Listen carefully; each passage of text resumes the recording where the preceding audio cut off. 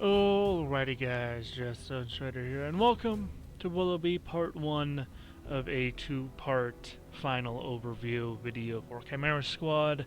Part 1, I'm going to go over all the agents that I used during this playthrough. Obviously, there were a lot of agents that I didn't get the chance to use, but, you know, maybe I'll play this game again, and I'll try to pick those agents that I did not use the last time. Or I guess this time, whatever. So overall, I actually like the predetermined agents in Chimera Squad, because I know a lot of people hated on Chimera Squad for the sole fact that there are no extensive character customization. You can't like go into your agents and edit how they look and what armor they're wearing and all that stuff, but that's not exactly a big game changer to me. I still like the game. The game was still a lot of fun, and I don't hate the game for it. People who choose to say that the lack of character customization is the only reason why they hate the game, I think that's a little bit of a bullshit excuse to not like the entire game.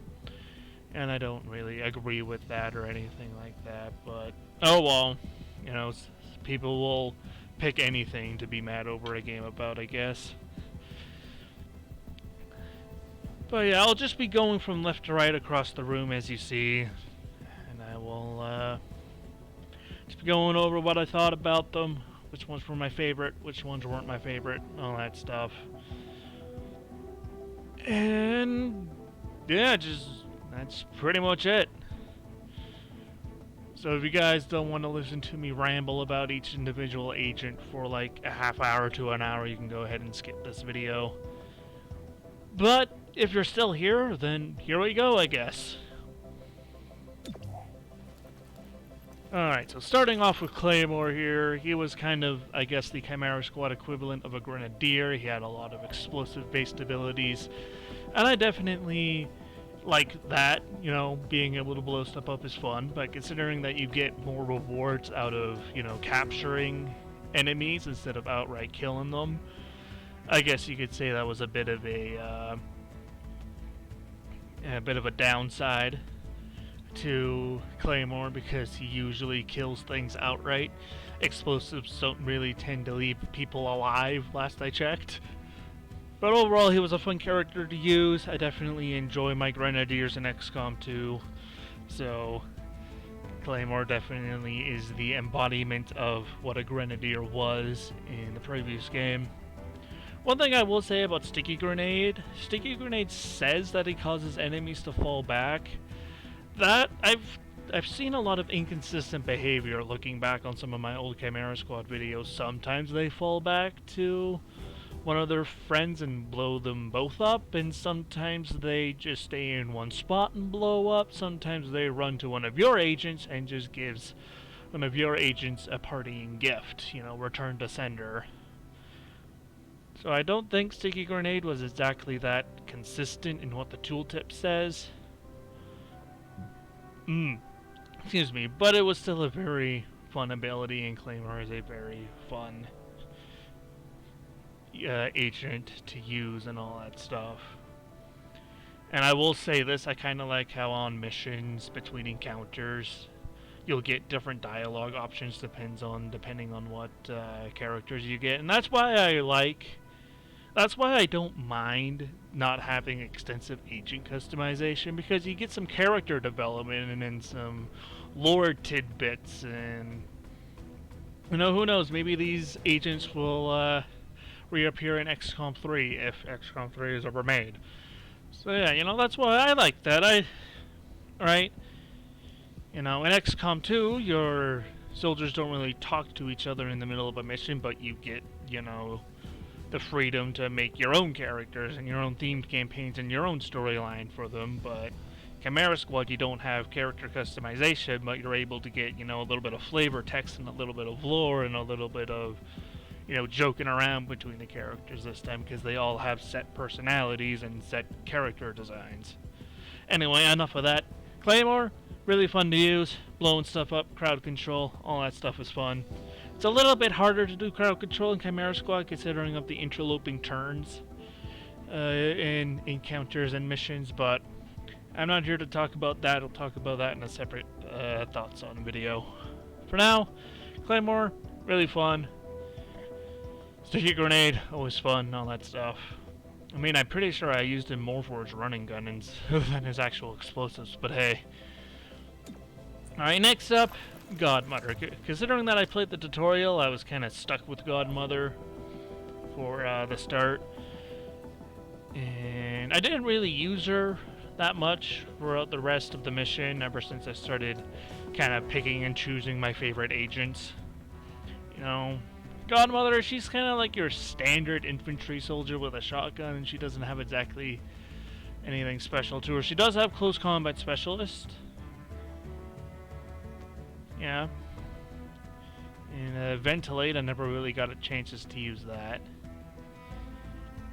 I mean, not only that, is that Godmother seemed to be, like, she was trying to be the squad leader kind of thing. She was a very, I don't know what to say it, you know, it's like she thought, she thought she was the squad leader, and she tried to be all authoritative throughout the campaign. I guess she's supposed to be, like, the main agent. Let me...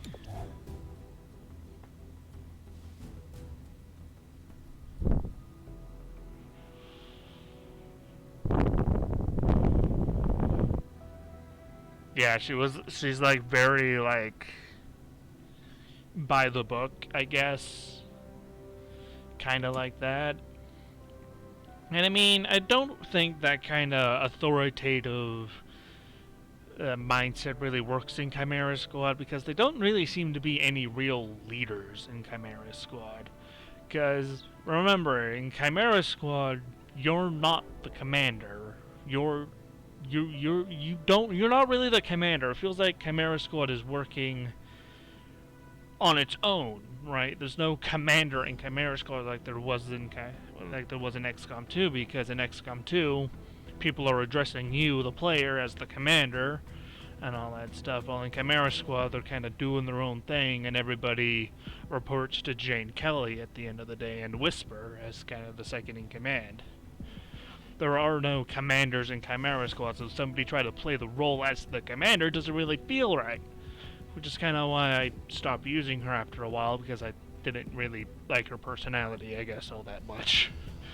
It's more of a personal reason of not using her than an actual, you know, like, ability standpoint of not using her, and that's why I didn't really get to use her abilities all that much, and I can't really say much because I stopped using her, like, you know, a third of the way through the game. I mean, she seems like a very strong agent. I remember watching Duraba's playthrough of Chimera Squad, and she kicked ass in Duraba's playthrough, but I didn't like playing as her, or using her. You know what I mean. Fuck. Alright, maybe in a different playthrough I'll suck it up and deal with her authoritative fucking attitude, I guess. I don't know. Alright, next up is Terminal. I mean, what can I say? She was definitely the light of the life, or the life of the party here. She definitely seems like a very outgoing person. Let's just say, and very upbeat, happy-go-lucky person. And you know what Terminal reminds me of? You guys remember my BattleTech playthrough? She definitely reminds me of Glitch's voice pack from BattleTech. You know, like that very upbeat, loud, you know, talkative person, that kind of personality.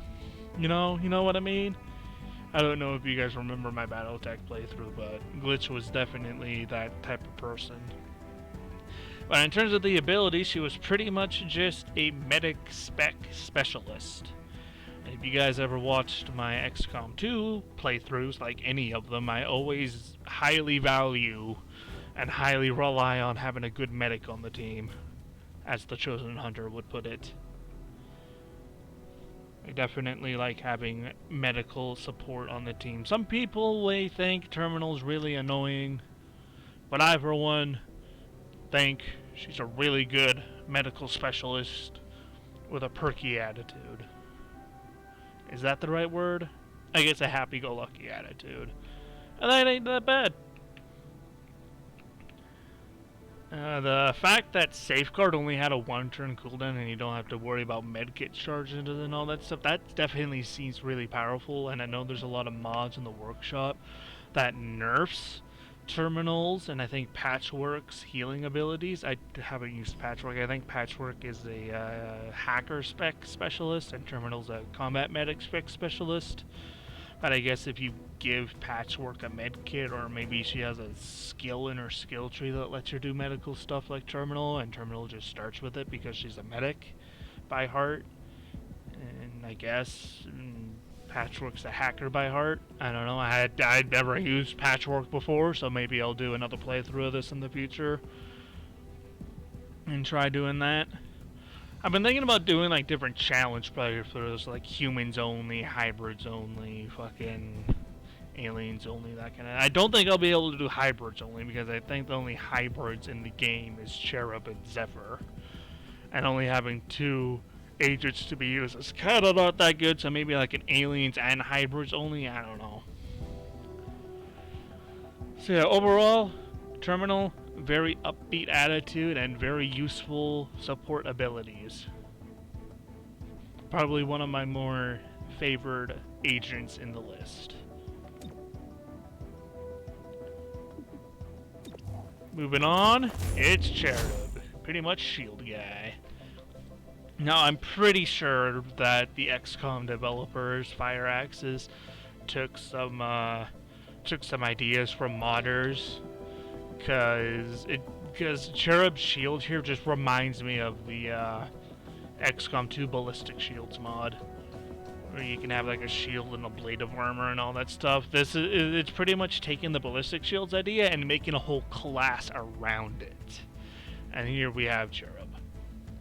Now Cherub definitely also seems like a happy-go-lucky, but more like a outgoing person, I guess.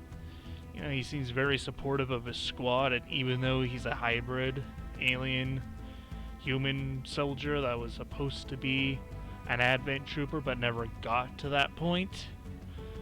And he's like, it feels like Cherub's really trying to, you know, make the best out of his situation and try to give hybrids a better name. You know, he's just trying to let fellow hybrids know that, hey, not all bad for them, I guess, or something cliche like that. I don't know. Overall, Churro's is also a very support-orientated role because he can give his shield to other people and all that stuff. His shield bash can fucking stun and well, can it stun? Replace the subdue. Okay, well I guess it doesn't stun or something like that. Cherub can, you know, ignore, focus his fire on that stuff, and I think there's something that allows him. Oh yeah, no, this is it. Like the thing during the breach, or it's like, hey, shoot at me kind of thing. So if you like kill one aggressive enemy, but there's another aggressive enemy left, you can use phalanx and force that aggressive enemy to fire on Cherub, which will just go into his shield and stuff like that. So yeah, I definitely enjoyed using Cherub as well when he's on the team. You can kind of have a lot more freedom and you can play a little bit more loosely because you can give shields to people and protect people if you need it in a pinch. So yeah, he was definitely one of my more favorite agents as well. And yeah, just really enjoyed using him as well.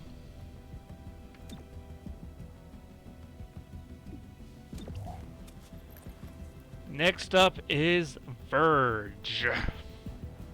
Verge. So, Verge being a sectoid, obviously he's highly psionic, and considering I did the tutorial, I was forced to start with him at the start, and learning the backstory of these guys really goes to show you that I guess the aliens weren't as mindless as we thought they were. And some of them had a lot more free will than the drones we fought in Xcom 2. And I guess it goes to show you that aliens can be remorseful too, because that's exactly what happened to Verge. I think he was given more free will and by the elders, and was assigned to like mind control high-ranking humans in the council and military governments and stuff. And that ended up as like a side effect of mind controlling so many humans. He started to feel the same remorse that they did and all that stuff, and started to help the resistance instead. So definitely one of the more unique backstories here in Chimera Squad, but he was also a very strong psionic during this playthrough. And Puppeteer, I was kind of disappointed with Puppeteer, I'm gonna be honest.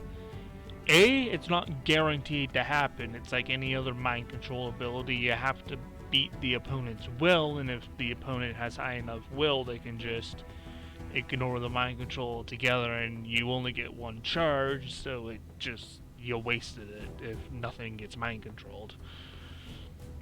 It only lasts for the remainder of the turn, so if you mind control somebody who already took a turn in the initiative phase, you're also wasting it.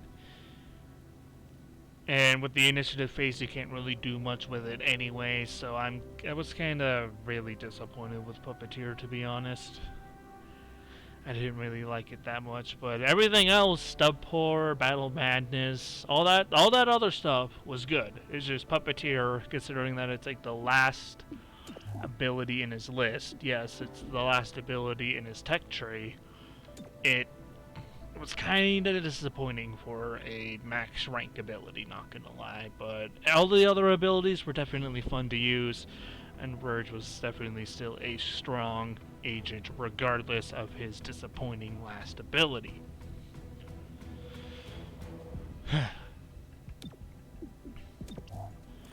Next up is Blue Blood, the gunslinging lancer pistol wielding dude, I guess. Now, Blue Blood, it's kind of funny because Blue Blood reminds me of the primary secondaries mod in Xcom 2, and how much the primary secondaries mod has grown, actually. Considering that when primary secondaries first came out for Xcom 2, they just used Templar animations. And then I remember playing the Unholy Alliance playthrough when I revisited primary secondaries. All the primary secondary weapons were given their proper animations. And it just feels like, once again, the XCOM developers are taking modders' ideas, which it's cool that they are. It's kind of further embracing modding support for the game. I just wish they'd give credit to the modders. But that's beyond the point, I guess. It just means that modders are onto something, I guess. And other than that, all that aside, shooty spec gunslinger person reminds me of the Infiltrator class mod and the Akimbo class mod. Very shooty, very deadly. And I mean, I don't remember anything specific about him. He was just overall just a very good person at shooting, lightning hands, deadeye, desperado, all that stuff, being able to attack multiple things at once. A lot of good damage potential, very good damage output. And that's pretty much it. not that so much special to say about Blue Blood. He's just very, very strong gunslinger. I definitely enjoyed using him the amount of times I did. I only used him 7 times, but hey, whatever. Next up is Zephyr. Now, it's kind of funny. I remember when I did my initial reaction video when I watched the gameplay trailer for this game, and I originally thought that Zephyr was a sectoid roundhouse kicking a Advent dude in the face, but it was actually just Zephyr, the hybrid roundhouse kicking a person in the face. But it was still very funny, and I was definitely looking forward to seeing what that mystical roundhouse codex kicking fucking berserker would do. And well, here she is. Zephyr, the codex roundhouse kicking hybrid, who was apparently a skirmisher that didn't fight with a bullpup. or a Ripjack for that matter. She was just running around bapping goons in the face. And it was definitely very, very, very interesting and entertaining, using Zephyr pretty much a Templar without the side blades. And yeah, she's probably one of my favorite. She's definitely in the top 3 for my favorite agents. So, yeah, just, there you go. Zephyr, ladies and gentlemen, does not give a fuck and just slaps the bitches across the face. Oh my god, okay.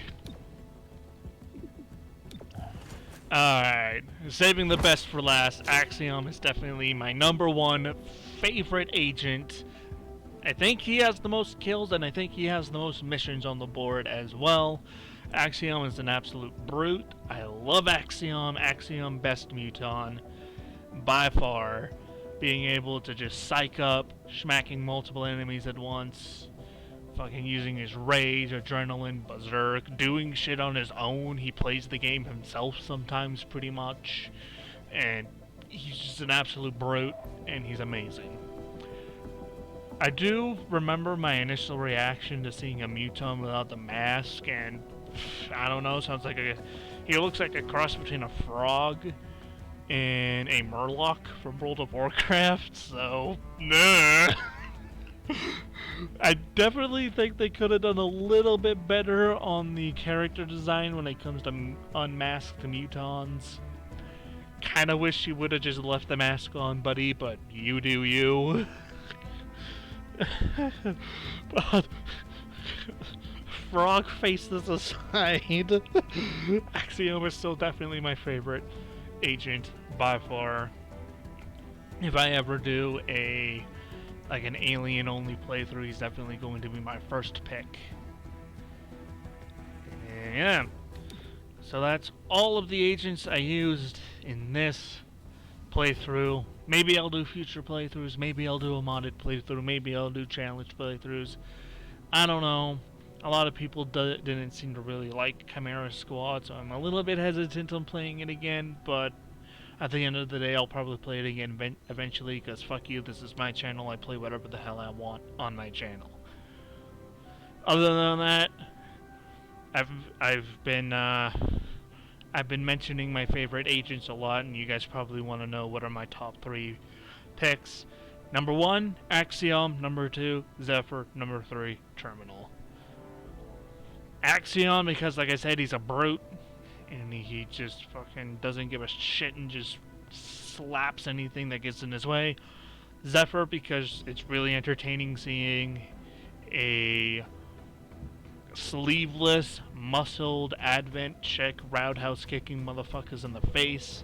And Terminal, because I really like having a good, dedicated medical specialist on my team all the time. And, you know, she can lighten the mood a lot as well. I definitely like Terminal's personality as well, too. So, that's it. That's what I thought of the characters that I used during this run. Let me know what you guys think in the comments below, and let me know if you guys would actually be willing to see another playthrough of this game, even though I will probably do it eventually myself anyway. So thank you all for watching. I will do a separate thoughts on video, what I think about the game as a whole and its mechanics, so that'll come later. But until then, I'm out.